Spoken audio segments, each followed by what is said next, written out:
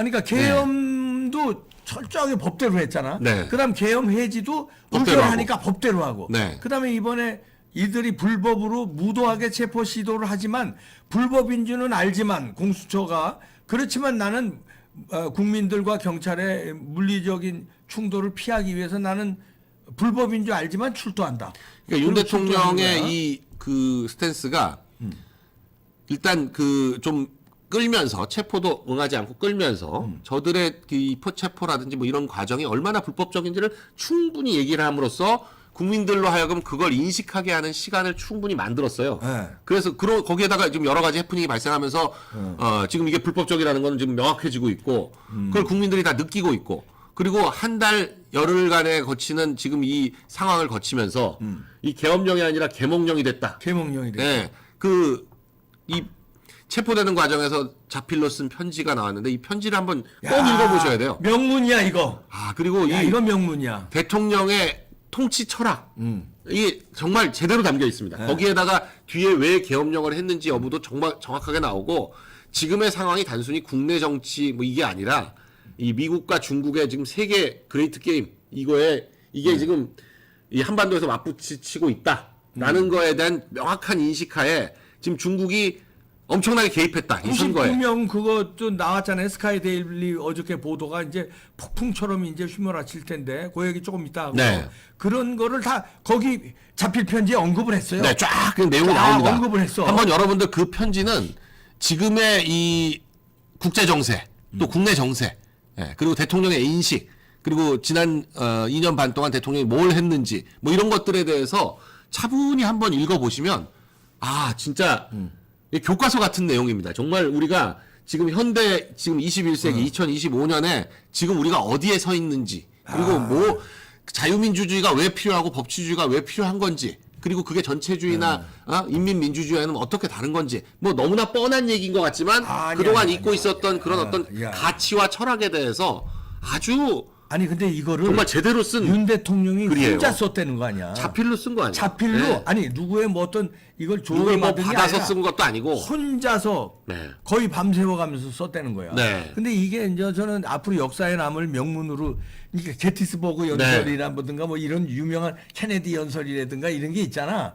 그런 거를 뭐 버금가는 뛰어넘는 우리나라 역대 대통령으로서는 최고의 명문. 네. 그러니까 미국의 그 유명한 그 대통령 연설 있지 뭐 않습니까? 케네디니 뭐 링컨이니 뭐 그거에 루즈벨트니 뭐 이런 연설들의 버금가는 이 연설문이 나왔다. 네. 봅니다. 그리고 사실 그동안 우리가 맨날 얘기하는 게 이제 우파 자유우파 보수우파의 대통령들은 왜 이승만 박정희 이후로는 존경할 만한 대통령이 안 나온다. 안 나왔지. 안 나왔다라고 얘기하잖아요. 뭐 이제 나온 거야. 전두환, 노태우, 이명박, 박근혜 대통령에 대해서 뭐 평가가 엇갈리지만 국민 여러분들이 막 이렇게 존경할 만한 그런 대통령은 아니었다. 저들은 어떻게든지 존경할 거리가 없으면 존경할 거리를 만들어내잖아요. 말도 안 되게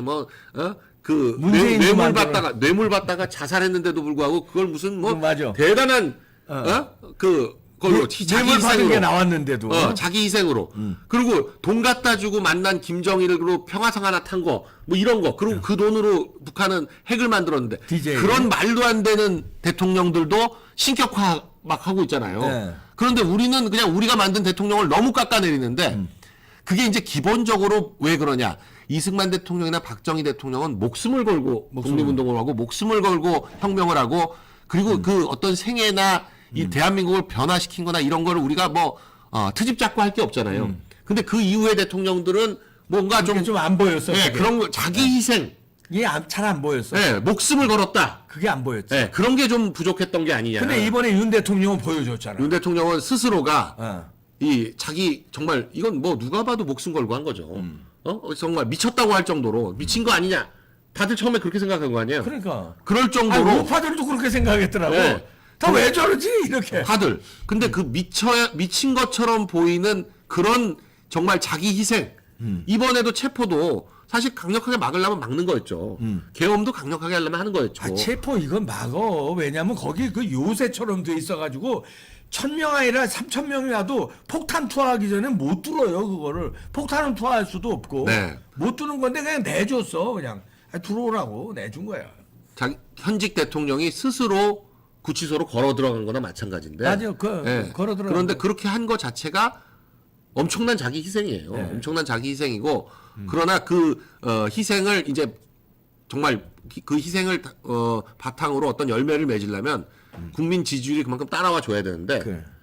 적절하게 하여간 지금 그걸 맞춰가면서 올라가고 있다. 그러면 이제 강변은 이거 네. 어떻게 생각해? 이제 이런 일련의 스케줄들이 네. 우리는 처음에 이해하지 못하고 뭐가 하나 나오면 그때서 이해하고 나오면 이해하고 이랬는데 윤 대통령은 지금까지의 이런 쫙 프로세스를 미리 마련 포석을 두고 이렇게 여론도 올라갈 것이다. 이렇게 스카이데일리 같은 데서 이런 보도가 나올 것이다. 미국에서 어떤 입장이 나고 스케줄을 쫙 보고 포석을 기가 막히게 앞으로 7수, 8수를 두고 계엄을 한 건지 아니면 했는데 그 다음에 하다 보니까 이게 지지율도 오르고 뭐 이것도 나오고 저들의 불법적인 체포 같은 것도 막 이런 게 나오고 막 이게 하다 보니까 이렇게 운이 좋아서 지지율이 오르는 거야.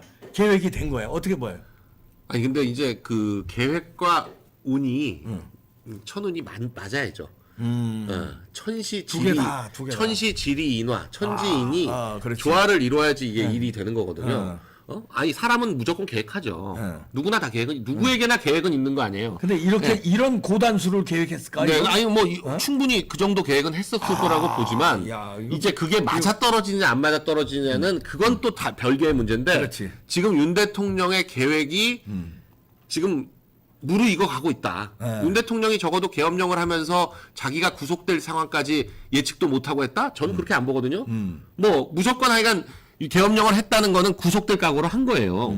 한 거지만 그리고 계엄령을 그렇게 느슨하게 하고 뭐 국회가 해제하게 하고 그거는 당연히 본인이 구속될 각오를 했지만 본인이 구속되더라도 일단 헌재까지 갔을 때 분명히 기각시킬 수 있을 거다라는 어떤 믿음도 있었을 거고 거기에 맞춰서 이 국민들에게 확실한 거 아니에요. 자기가 이 국민들에게 이걸 알리기 위해서 계엄했다는 건데 그렇지. 예. 알려줬잖아요 지금. 어떻게 더 알려요? 지금의 이 언론 환경에서도 지금 이 말도 안 되게 그렇게 언론들이 뒤집어 씌우는데도 불구하고 국민들이 알아줘가지고 지금 뭐 50%가 넘어선 거 아닙니까? 계엄이 최고의 홍보 효과였어. 네. 근데 나는 이 윤 대통령의 이런 일련의 스케줄을 아무리 윤 대통령이 말하자면 사마이나 저 제갈량을 능가하는 수를 보고 아무리 용기가 있어도 나는 이게 없었으면 불가능했다. 다시 말해서 중국 간첩 99명 이거 잡은 절대 반지 이걸 현장범으로 잡았다는 확신 이거 하나면 끝난다. 그 하고 계엄도 내 생각에는 그 전서부터 이놈의 것 부정선거 그 받길래 타이밍이 그날이었던 이유가 사실 이거잖아요. 너무 빨랐다고 다 얘기한 근데 거잖아요. 99명이 얘는 나가버리면 얘네가 그만이야. 나가버리면 끝나니까 이걸 잡았더니. 얘네를 잡는데 영장이니 뭐니 이런 걸 가지고는 못 잡으니까 이걸 잡으려면 영장 없이 체포할 수 있는 방법은 계엄이지. 계엄이다. 그렇게 된다면 이해가 되죠. 그러니까 그게 나는 있었다고 봐요. 네. 아니 그게 그것 아니면 때문에. 그게 아니면 대통령이 왜 계엄했지? 아무도 이해를 못 하잖아요. 아무 이해 못하는 거야. 예? 뭐 계엄을 통해서 개몽을 하려고 했다라는 거는 그건 결과적인 얘기고 그렇게 극단적인 방법을 안 쓰고도 하려면 할 수 있는 방법은 많이 있는데도 불구하고 이걸 했다는 거는 근데 요 중국 간첩 99명입니다. 이 중국 간첩이든 중국인이든 뭐든 간에 이거 선관위에서 연수하고 있는 사람들 영장 아무리 뭐 무슨 범죄를 뭘 저질렀는지 확인도 안 되고 영장 발부가 안 되지. 영장 청구도 못 해요. 청구도 못하고 발부도 안 발부도 안 되는 되고. 사이에 네. 얘네들은 다 그냥 도망가요. 중국으로 가버리면 그만이니까. 중국 사람은 그냥 출국해버리면 끝나는 거야. 출국해버리면 끝나니까 그러니까 출국하기 전에 현장에서 잡아야 되니까 그냥 계엄 빨리 하고 그냥 아니 국회보다 여기가 더 먼저 들어간 네, 거 먼저 아니야. 들어갔잖아요. 그 연수원을 바로 쳤대는 거 아닙니까? 그리고 그게 처음에 왜 연수원인지를 다들 황당했죠. 연수원에 아무것도 없는데 거기 왜 갔지? 이렇게 왜 갔지? 그리고 서버를 왜 하기 위해서 사진만 찍었지? 굳이 서버를 그렇게까지 해야 되나? 뭐 국정원이 하는 방식으로 이렇게 해도 되고 충분히 밝힌 다음에 해도 되지 않나? 그런데 제일 중요했던 건 요거예요. 사람이다. 사람. 왜냐면 그래서 얘네를 오키나와로 압송해가지고 미국 군사 정보국 DSI 거기서 신문을 했대요. 이제 지금까지 나온 뉴스 지금 아니 어제 아침에 뉴스만 나왔을 때는 반신반의. 반신반의 했는데. 근데 그 이후에 후속 보도가 지금 몇 개 나오고 심지어는 스카이데일리는 사설도 나왔습니다. 사설도 나왔어요. 그리고 아주 그냥 특정해서 선거연수원 내 중국 간첩 99인 간첩이라고 특정했어요. 이렇게까지 지금 어제부터 오늘까지 계속 뉴스가 나오는데도 이게 가짜면 선관위부터 고발을 해야 돼요. 그리고 중국에서 가만 안 있지. 네, 중국이 당연히 이걸 부인하고 나와야 되는데 중국이 지금 중국 대사관에서 입을 싹 닫고 있습니다. 네, 존재 자체를 얘기를 안 해요. 예, 이거 선관위가 뭐 무슨 주장만 나오면 딱딱 아니다라고 그냥 그때그때 얘기하는 조직인데 선관위에서 지금 이 얘기를 전혀 안 하고 못 하고 있지. 네. 선관위는 이런 얘기 나올 때마다 그냥 틀어막느라고 아니다 뭐 별 궤변으로 다 넘어가고 그랬는데 이번은 이거에 대해서는 입 쳐닫고 있고요. 이게 그리고 자 이렇게 됐습니다. 이게 16일자 보도가 나왔는데 15일자에 또 뭐가 나왔냐면은 이 트럼프 인수위 네. 트럼프 인수위에 어떤 내용이 보고가 됐냐면은 지금 계엄을 가지고 윤 대통령을 체포하는 건 15일 밤에 나왔어요. 네. 트럼프를 능멸하는 것이다. 예, 트럼프를 그런 경고가 VOA에도 이제 조롱하는 것이다. 예, 공식적인 건 아니지만 네. VOA 방송에서 이제 이 앵커하고 패널 2명이 나와서 얘기를 했는데 그게 무슨 말이야? 그 중에 한 명이 이제 그 얘기를 했죠. 트럼프가 내정 간섭, 동맹이지만 내정 간섭하는 건 굉장히 바람직하지 않다. 그럼에도 불구하고 윤 대통령을 체포한다든지 하는 정도의 위기 상황이 오면 그러면 개입할 것이다. 거기까지 나왔는데. 네, 거기까지가 이제 VOA의 1월 14일 그 네, 패널과의 방송 근데 내용이에요. 15일 날 어떻게 나왔냐면 그거는 트럼프를 화나게 하는 것이. 다시 말해서 윤 대통령을 체포하려고 시도하는 것은 트럼프를 굉장히 화나게 하는 것이다.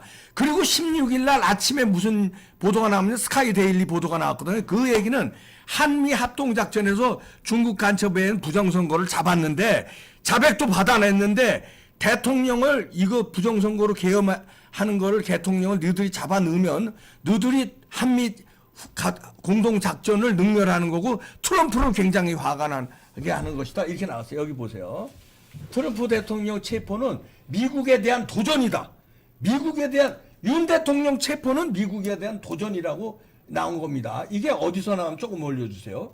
이게 인수위에서 나왔어요. 인수위 뉴스앤포스트와의 통화에서 나왔는데 인수위는 이번 윤 대통령의 체포를 참지 못할 트럼프에 대한 도전으로 받아들이고 있다. 그러니까 이게 지금 취재원이 유진철이에요. 유진철 씨인데 유진철 씨는 한인 회장을 지냈고 그렇죠. 저도 이 뉴스 때문에 이분을 좀 확인해봤더니 한인 회장을 지냈고 연방 하원 선거에 출마했었더라고요. 네.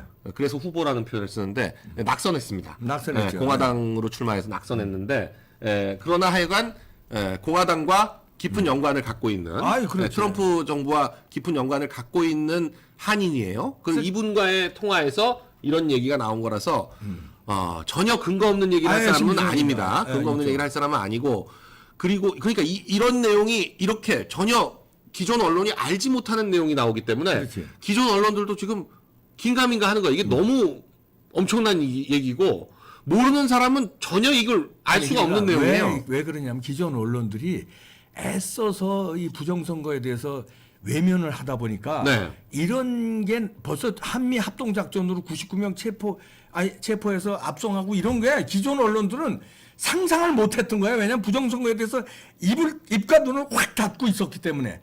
그런데 우리들은 추적을 6년간 7년간 해왔기 때문에 이게 당연하다고 우리는 본능적으로 받아들여져요.